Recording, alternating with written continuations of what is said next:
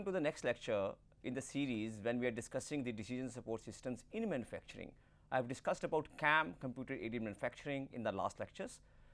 This lecture would more focus on decision support systems in additive manufacturing, where we will see, along with 3D slicing, we will see what are the different points to be kept in mind, important tips when we 3D slicing is taking, and after 3D slicing how do we go to the G code development from 3D slicing. It is little different, small differences there from the regular CAM program, because here it is only done in the slicing board. It is not the 3-dimensional movement just goes as it goes in the regular CAM programs.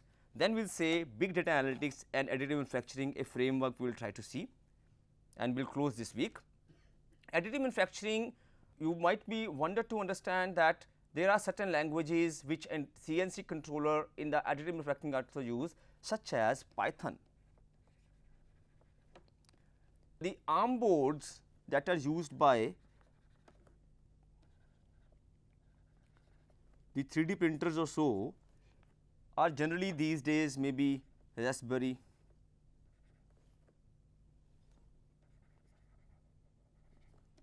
Pi or so, which use Python language, which is a high level language. So, this modern approach opens a wide range of integration options for the other technologies, such as we can have costing of that, we can understand, or we can write programs to understand the timing that is required for the program.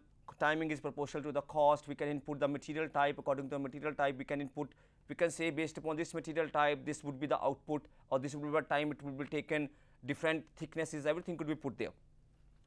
So, this is a difference between the regular CAM and the additive manufacturing. So, here in the last week I saw in the course forum you asked multiple questions regarding the figures for the surface wireframe. It is the other way around. So, we have, this is our wireframe model, yes, this is our surface model, and this is a solid model for a bottle. This is the wireframe, is exactly if we put the wires all along the edges of the model. So, it shows like this. This is a surface model in which you can see a mesh. This is not a regular model that is there. Here also you can see this is also a wireframe model, and this is our solid model. This model is known as 3D benchy. To test the capabilities of any 3D printer that is purchased or that is you have taken, this is a model 3D benchy that helps you to understand what is the capability, because you can see it has a specific boundary here, it has a curvature here, and this is a curvature here. Would this be without having any supports here, because in the 3D printing what happens, whenever a cantilever is to be printed, for instance this model is to be printed in this way, we would need supports here. This is known as support. The support material is sometimes taken other than the build material. For example, if this build material is PLA, that is polylactic acid, the support material might be PBX or something different. So, the support material is to be removed. So, without support, does it support this kind of curve or not? And also we have an open area here. So, with this, with support or without support, how does it manufacture? The 3D benchy is a model that helps us to understand the capabilities or the abilities that our printer has. This is a model. So, what is this? Is this a wireframe? Is this a surface model? It is not both of them, it is just a mesh model, or we call it 3D mesh. Here you could say we had the trapezoidal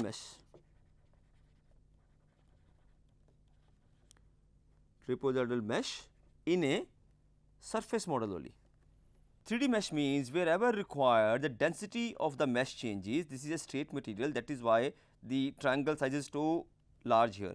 So, this is our triangular mesh. So, this is the mesh program that is used for the computer aided engineering to run the different tests in the simulation program, that where the mechanical simulation takes place. This is a 3D benchy that was printed, the first 3D benchy which was printed. So, this is nowadays a general 3D printer, the current status. So, this gives us the capability how close is our model that is actually built to the benchy CAD that we have. Let us now talk about the general things about additive manufacturing. Additive manufacturing means when we keep on adding the material layer by layer. The difference from subtractive manufacturing is the other CNC machines generally reduce or remove the material. Additive manufacturing keeps on adding the material, and the material is when being added, it has to be added layer by layer. The different methodologies or different material types that we use in additive manufacturing. If I try to classify the additive manufacturing processes, I can say AM processes. First is based upon the type of material.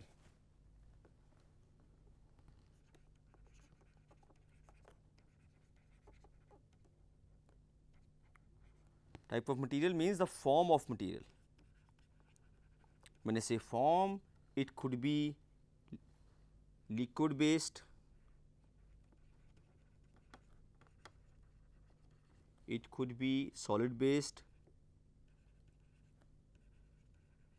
or it could be in the powder form.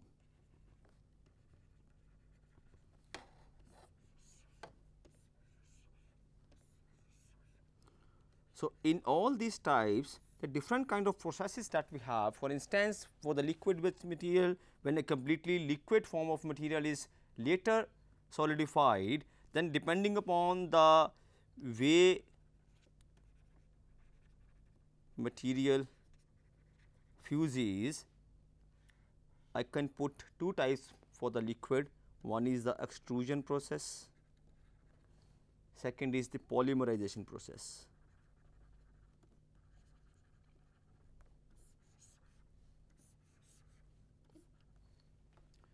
And in the extrusion itself, I can say we have very commonly used process, that is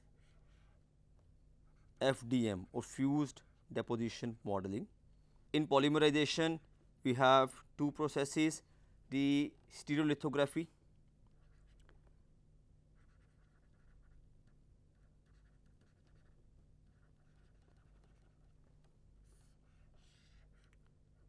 which is also known as SLA, and when the polymerization happens in the polymers printing or in the plastic 3D printing, it is DLP or digital light processing.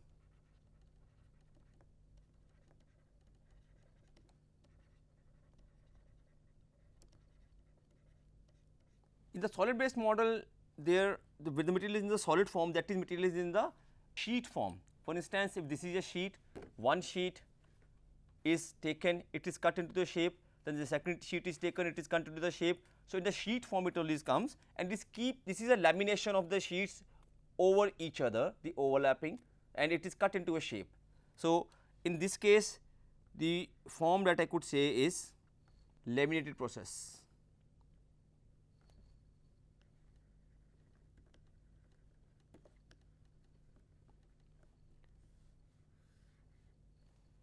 In which there could be two types, we can have ultrasonic cutting or we can have laminated object manufacturing. We have ultrasonic additive manufacturing, it is only the way the sheets are cut, and we have laminated object manufacturing. Laminated object manufacturing. In the powder base, this is also a very important process in which the material is available in the powder form. When it is available in the powder form, as we do in the powder metallurgy, we generally only try to coat the powder. If we keep on coating the powder on a base and keep on building a layers of that, just to that analogy, we can say a simple sintering process can be one of the classifications here. Then with sintering, we can also melt the powder, then we call it as melting.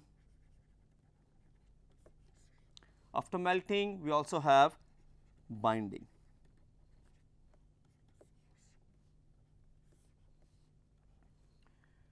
Now, in sintering we have a process known as SLS, that is selective laser sintering. In melting we have electron beam melting, that is EBM, and also we have laser powder forming here in melting, laser powder forming. In the binding, what we have is 3D printing and binder jetting.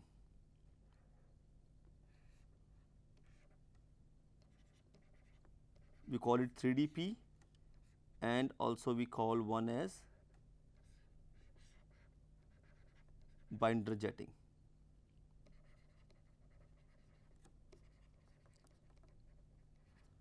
These are the major forms depending on the kind of the material that additive manufacturing processes has. There is another classification that is given by ASTM, that is the American Society for Testing and Materials, which has given the set of materials or set of the classification of the 3D printing. They call 3D printing, or they have classified 3D printing into 7 different categories, which categories such as they call binder jetting as one,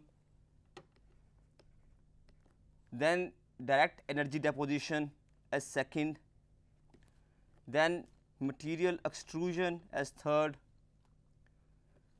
powder bed fusion as fourth, sheet lamination as fifth, then vat polymerization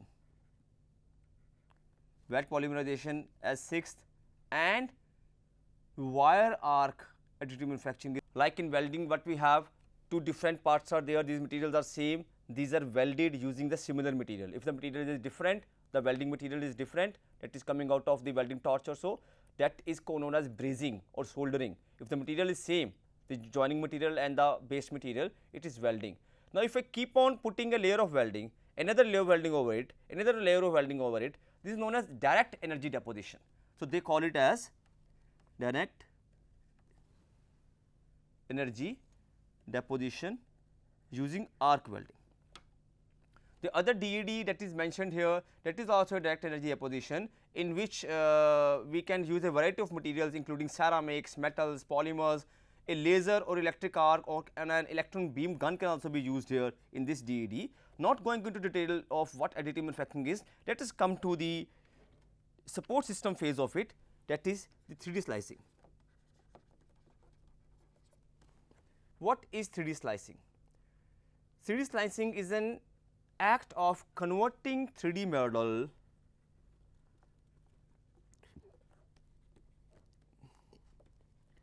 into a set of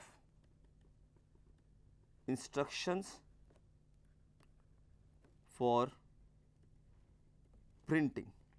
This is known as slicing. So, what happens in slicing? We have a solid model which is in the form of an 3D file, or I would say a CAD file. This CAD file is converted into an STL file. We call it STL or stereolithography. This was the very base file that is taken, which does not have the details of the other dimensions or intricate dimensions within its site. It is only the surface model is there, or the solid model is there. So, then from STL we try to have the sliced model, that what we call is as G code layers. So, here there are certain points to be kept in mind when we try to slice something, or we can say when we do sliding, or when the slicer software takes a 3D CAD model which is generally an STL format and it converts it into a G code. That gives a command for the printer. There are 3 major types that can be controlled by slicing software, that is print settings,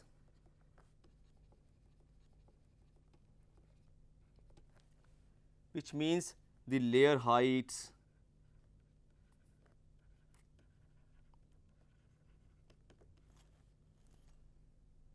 shells, infill. Infill means if I have a solid model, if this is a solid model, the outer surface will be definitely completely filled surface. inside, do we need to completely 100% fill the material, or keeping the surfaces completely soft or plain, can I have some infill as 90%, 80%, 70%, can we reduce the material there? This is the infill. Then layer height means if one layer is maybe of 1 mm, 2 mm, 3 mm, 4 mm, keep on adding layer of 1 mm each. Depending upon the layer size, that also gives me the resolution or the finish of the material into the z direction. This also gives us the finish is just for this material, for instance, the finish would not be just very smooth or so, it would be like a staircase finish. Each layer would show some placing or the difference between them. So, nowadays there are printers where you can definitely get in the resin based printers where the finish is just very close to what we have generally in regular 3D or CNC machines, and also the slicing layers are so small, up to the order of less than 50 microns per layer height is also there, which makes you to feel that the layer is completely soft. So, the staircase effect is not even there, this is staircase effect.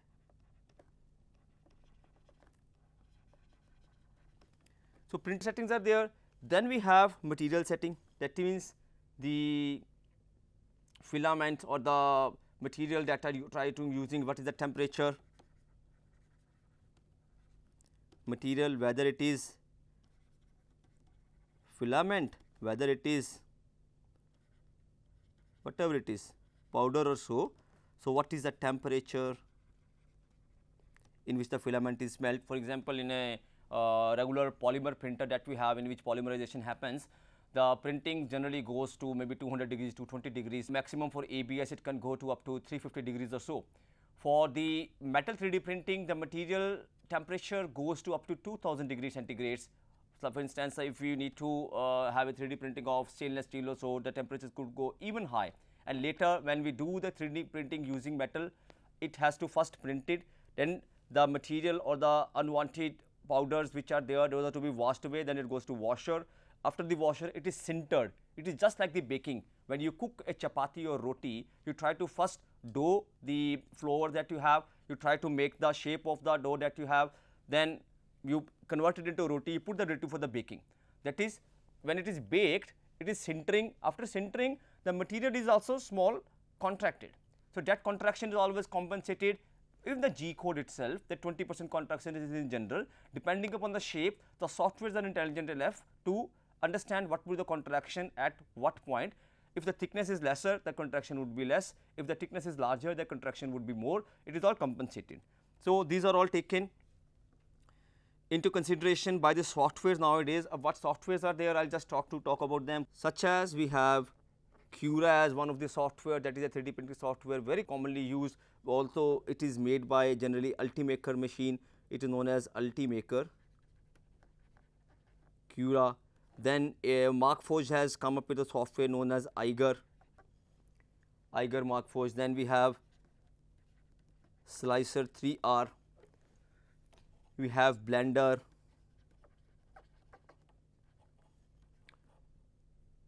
we have Tinkercad, and so many different kinds of the softwares are available in the market that helps you to conduct the 3D slicing. The third point is the printer setting. Print setting were the layer height, shell, infill. So, how do we do it?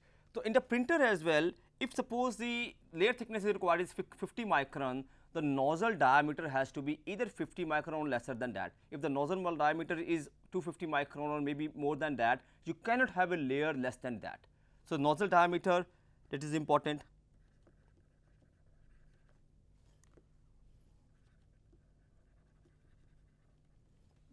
Then we have print shape or print bed shape.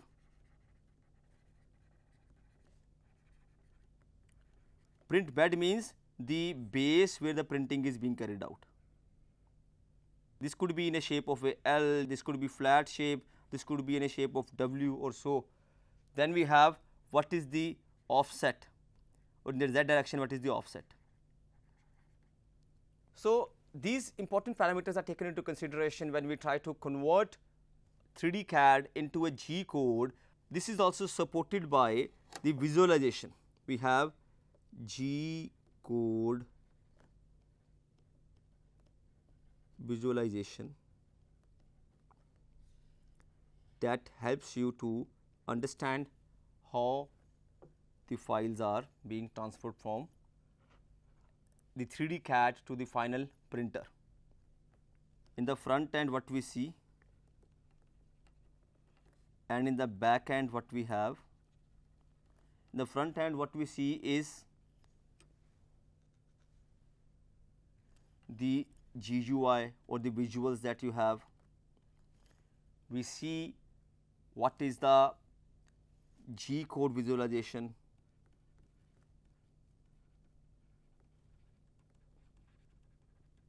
In the back end what is happening? It is reading the STL file,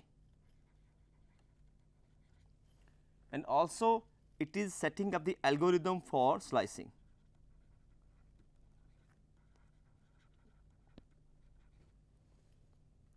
Then it prepares the G code.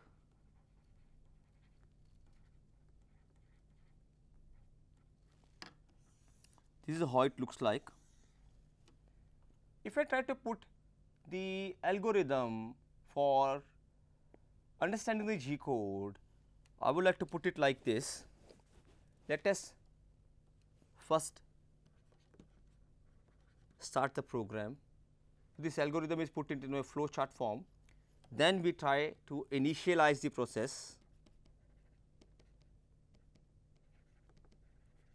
When I say initialize, this is a box. Start is my circle or round.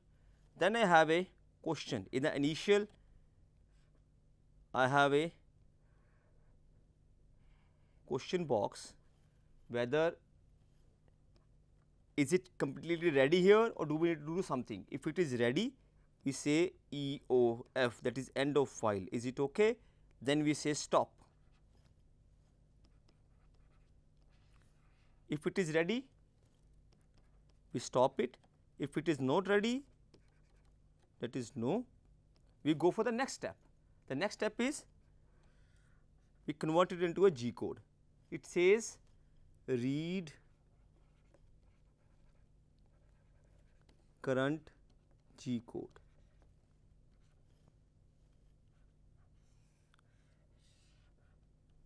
So, this is a box. Again we have, if the current G code is ready, we try to create the new element. Then comes a question box. We say G code usable.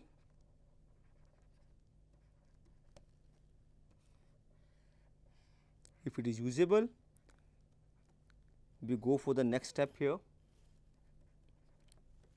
to extract or save the x, y, z values from it. So, if it is not usable, we will try to write a new element. We say create new element. After creating new element, we go to the next line. Let us say next line, and then again we try to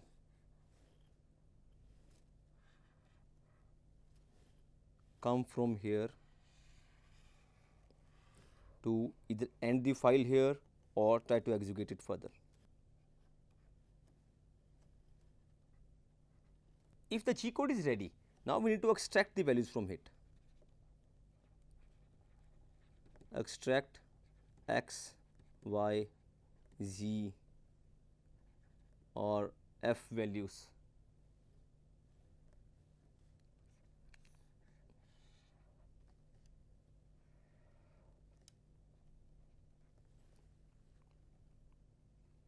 Now, does it have a new z value?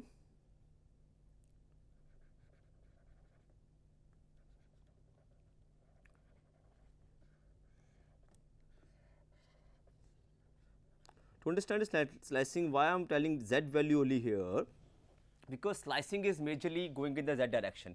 In the x and y direction, it is only depositing the material. In the z direction is the majorly the slicing is happening, one slice, second slice. Z direction means your layer height that you are giving. At one layer, it will keep moving in the one plane only, keeping the Z constant. Then you give the layer height, new Z value, then it goes to the next level, keep on depositing there. So, new Z value, is it to be added or not? If yes, if new Z line is to be added,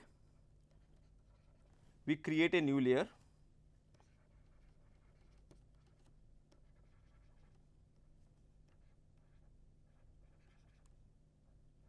We create a new layer and we try to write the next line, and this goes in a loop and try to stop the program there. If the Z value is not required, then we say, does it have another F value or any feed new value? I will put a question mark here for the Z value and new F value question mark. If yes,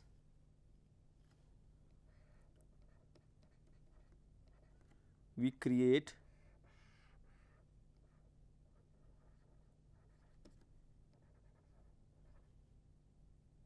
a new F entity.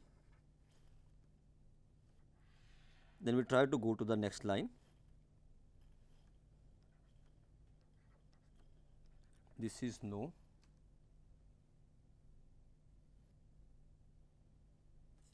This is also no, and if not required, then it is definitely we go to the next line only. So, this is our algorithm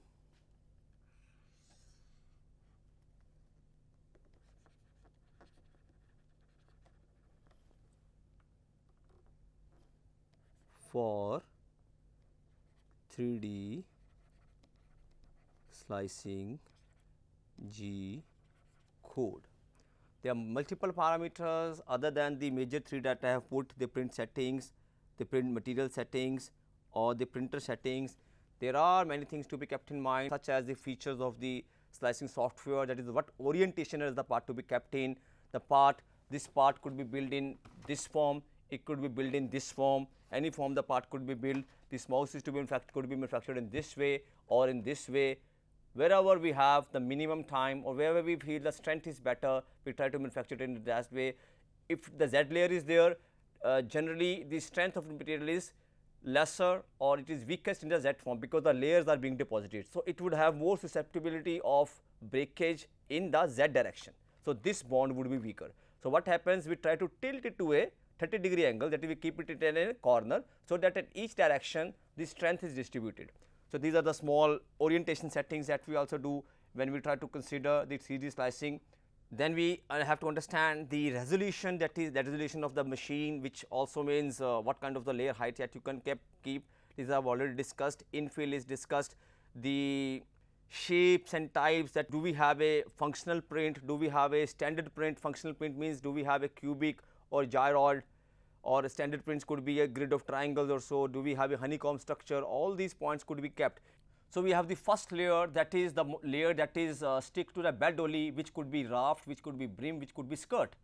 So, this layer, is it the layer that is to be put just outside the print that is to be there, or does the print whole base has to be covered? It depends upon whether we are putting raft or brim, or it is just a skirt only outside only.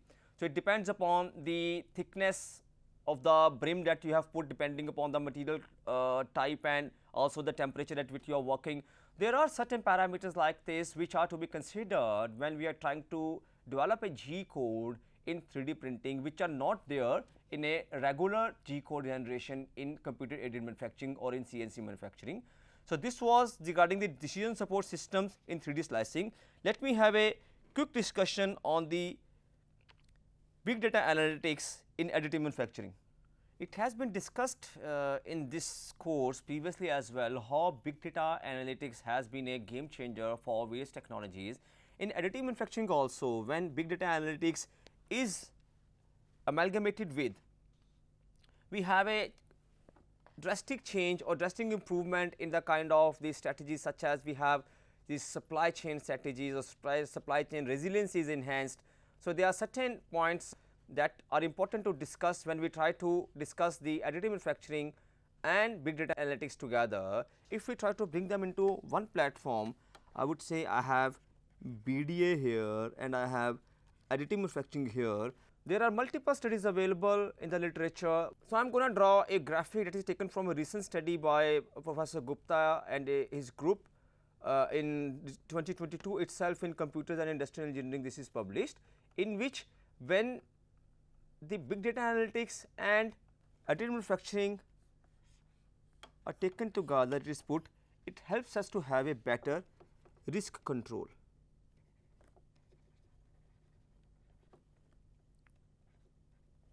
Which means we have better preparedness for the risk, and also we have well developed risk intelligence.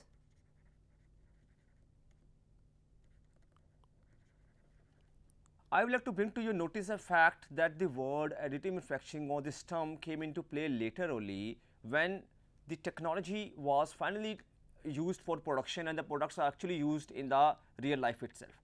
Earlier, the term used for this was rapid prototyping.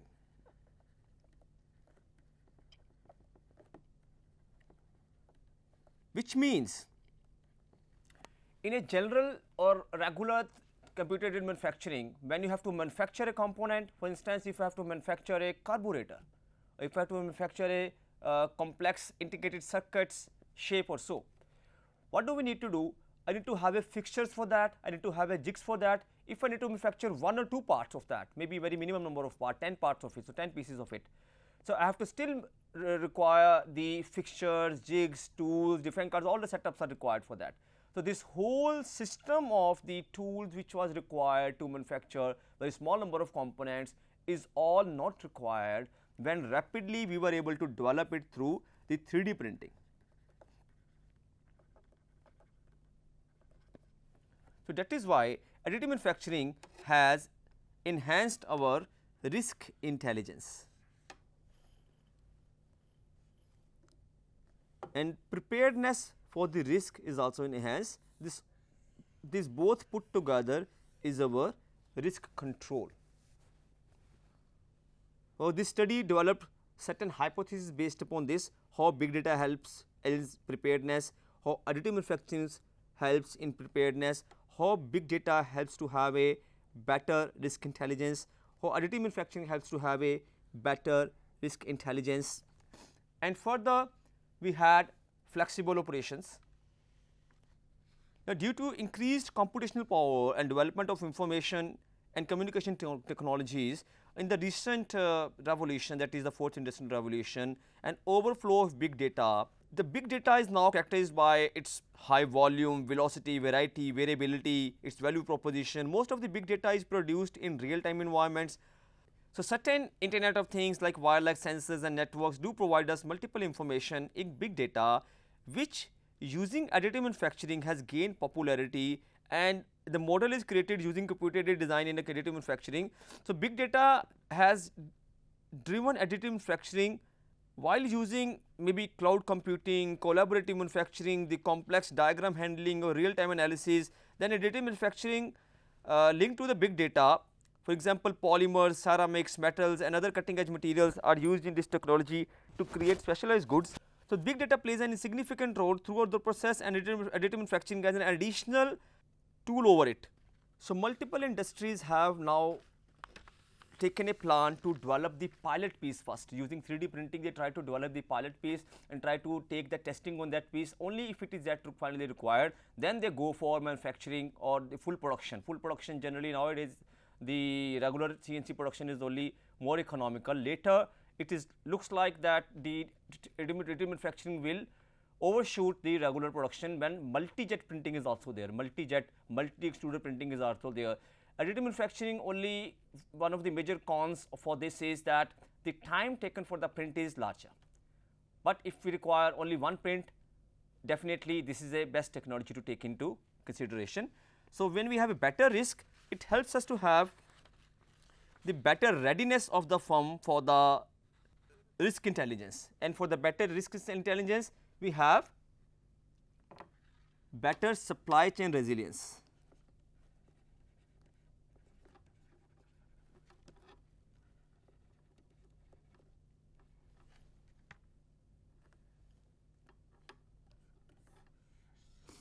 With better supply chain resilience, we have something known as supply chain ripple effect.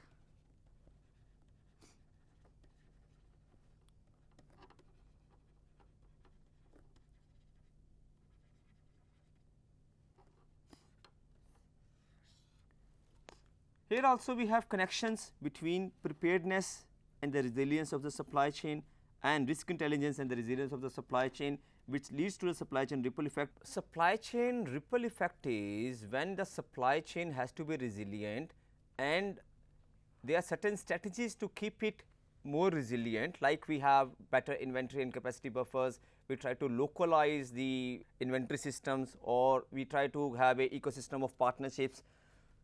So, we have a better formal regulations and policies as a part of our control orientation. So, this helps us to have a better control of supply chain in the case of supply chain disruption.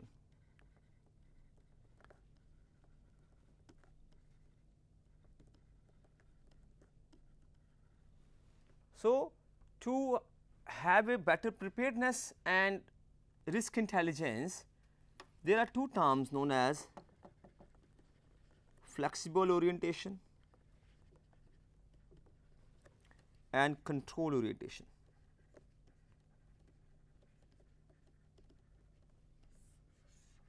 Which tries to connect to the preparedness and the risk intelligence to help them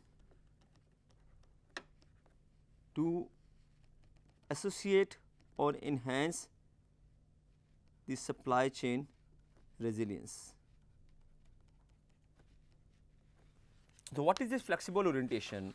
By flexible orientation, I mean the flexibility that is crucial component of sustainable operations, and for the system to be successful or system to be completely used in a stable conversion environments, the supply and manufacturing flexibility can significantly lower the production process risks, because uncertainties leads to the supply chain risks. The capacity to reduce risk exposure in the event of supply chain disruption can be improved by having flexible orientation. That is, our risk control readiness is high. We say risk control readiness is high. So, we contend that the relationship between the readiness and the supply chain resilience can be strengthened or weakened by the flexible orientation. So, there were relationship between the risk intelligence and supply chain resilience, so which can be strengthened or weakened using the flexible orientation, which is put here. Other than that, the control orientation, how does this help? This forms a formal regulations and policies.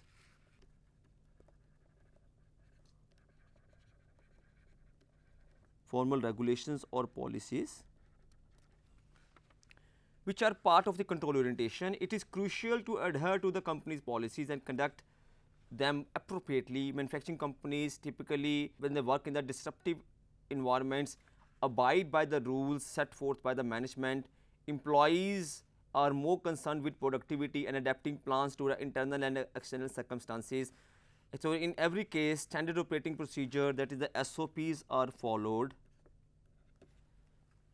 Getting closer to the objectives of the management is set as the main priority. So, after any disruption that happens in the supply chain, it could be lessened and we have less supply chain ripple effects. So, this all is possible when I am talking about all connecting to the partnerships, connecting to the people who are working in the system itself, or adhering to the policies of the company. This all are part of the big data analytics as well. And in additive manufacturing, we are able to now connect to the different parts, and we are trying to able to test whether the systems that we have set are within control or not. So, with these small illustrations mentioning the connection between the big data analytics and additive manufacturing, you can definitely read this study by Gupta et al.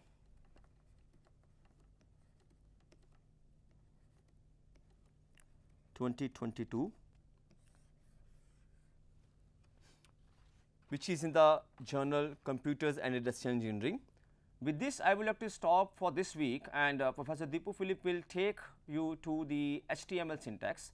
He will try to introduce the HTML codes, small HTML commands, and a markup language. How is that useful in having a web based interface for the program or decision process system that you have developed. Thank you.